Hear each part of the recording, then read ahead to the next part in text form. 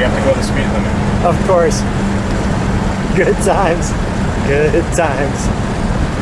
Hi, I'm Lou with another episode of My Car Story, and today I'm with good friend Sean Bransky. And Sean, well, he has a wonderful 68 car. You don't see that much. I'm going to show you just a couple of pictures of what it looked like at one time.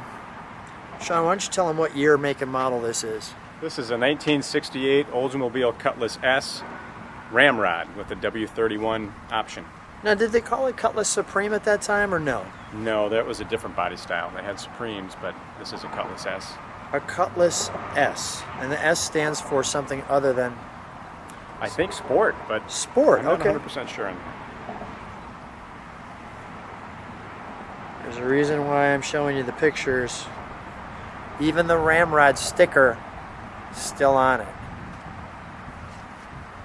And you let me know what you think. You can give it a thumb up if you like what I'm going to show you next, because, well, it's pretty rare to see one of those. That's quite the treat. Now, Sean, how long have you had this one? About 5 years. So 5 years. What compelled you to say, I need a W31 ramrod?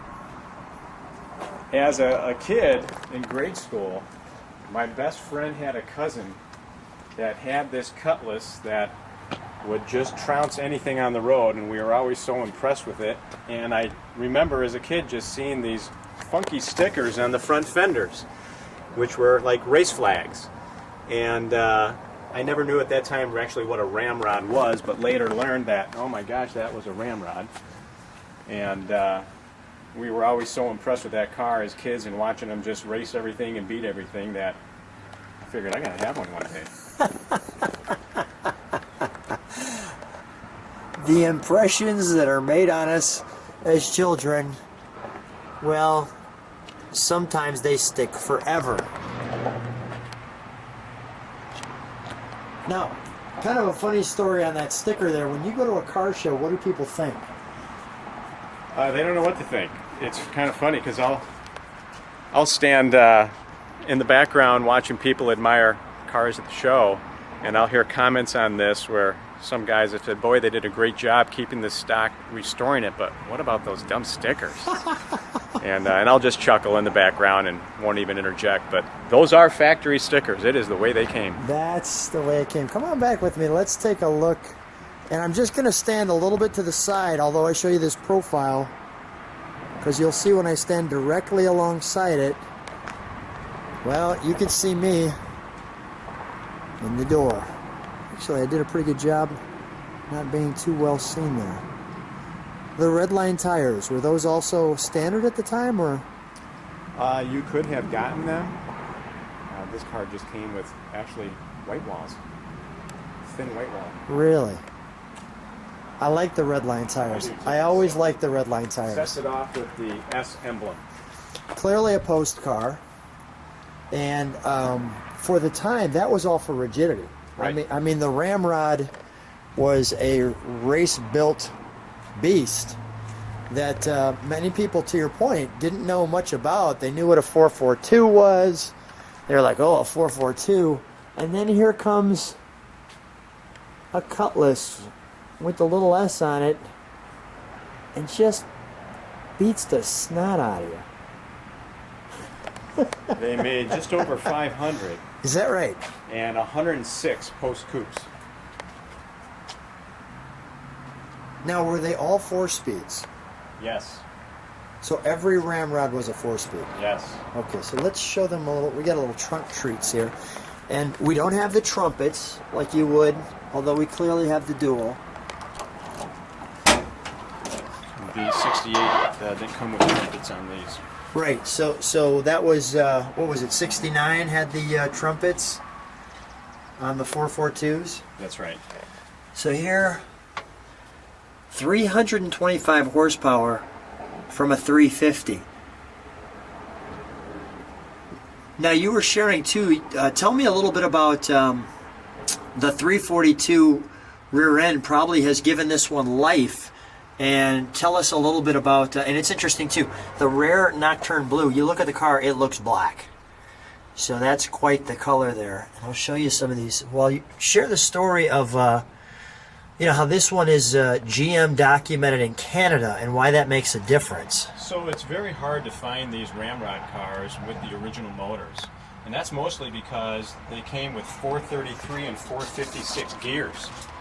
But you could opt for a range of gears and even get a 342, which was unique on this because most people wanted these for racing. So by having the 342 is probably why this car still has its original engine and transmission. So kind of unique that way. I just want to show this here. So there's that option, the W31. Notice the trans with it.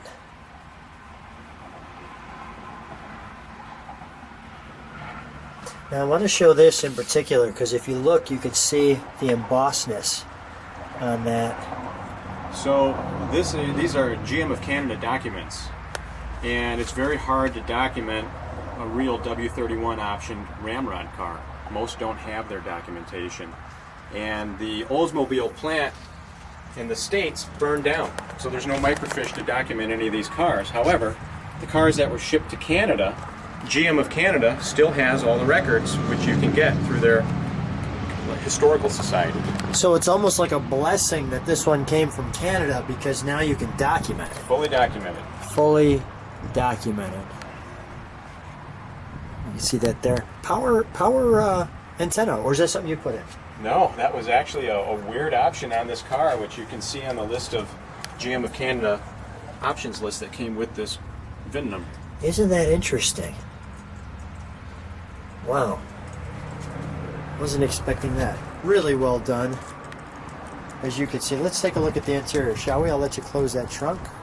I'll let you open that for me, thank you. We go right to the side of that door.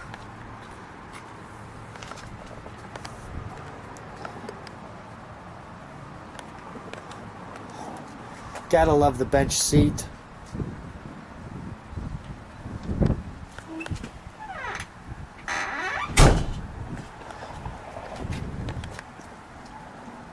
These cars were unique in that they were built for being extremely lightweight, again for racing. So there's no insulation or sound deadener in the floors, in the trunk lid, in the doors, to make it all lighter weight.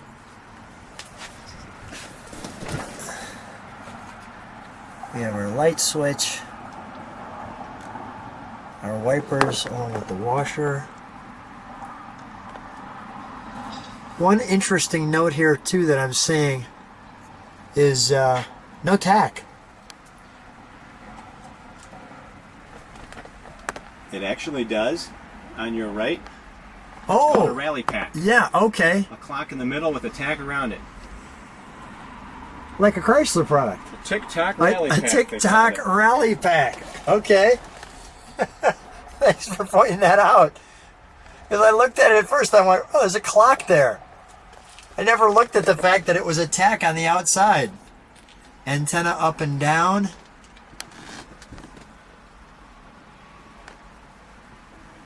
Oh, that is great. That is great. Well, let's open up under the hood, shall we? Now, clearly, when you open up under the hood, it gets very businesslike. That looks like something's going on with these dual snorkels that obviously come all the way down, and that's why I featured them to this ram air here. Note the ram rod.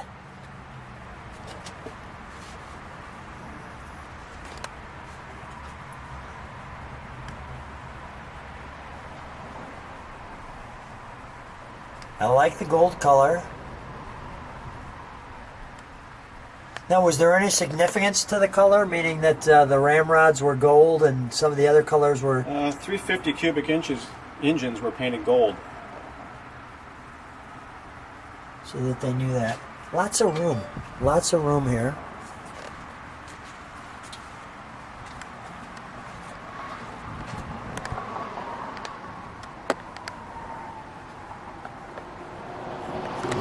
there. I can do that. For those who like to decode. Well, let's fire it up. Let's listen to it idle. We'll give it a we'll step on the brakes just so we can see the brake lights from the back, and then we'll give it a couple of revs.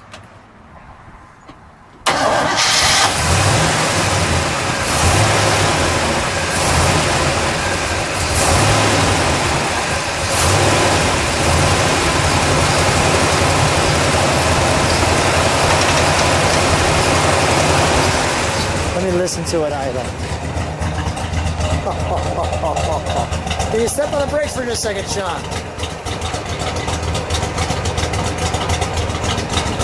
Let's listen. You can take your foot off the brakes. Let's just listen to that for a moment. Just let it idle. Just let us enjoy.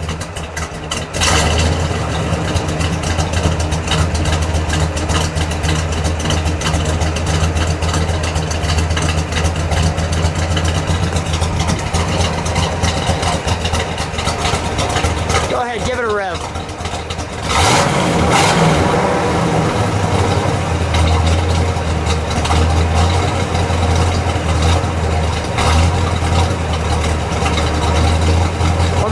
Please.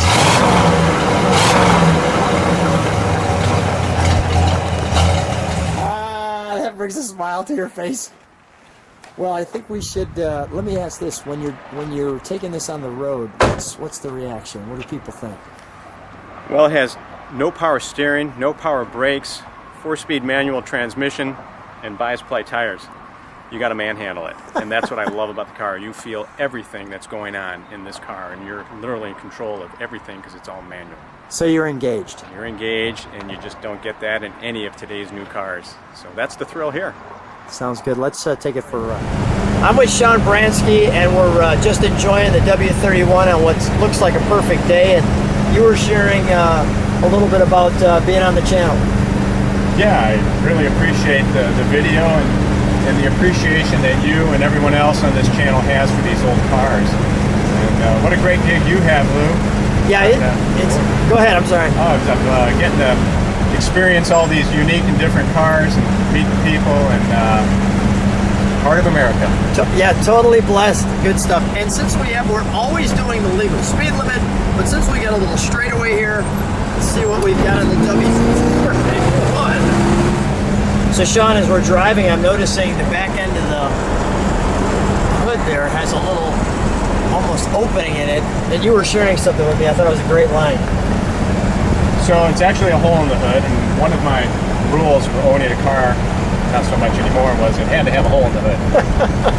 So I guess this qualifies. It's got to have a scoop or something like that.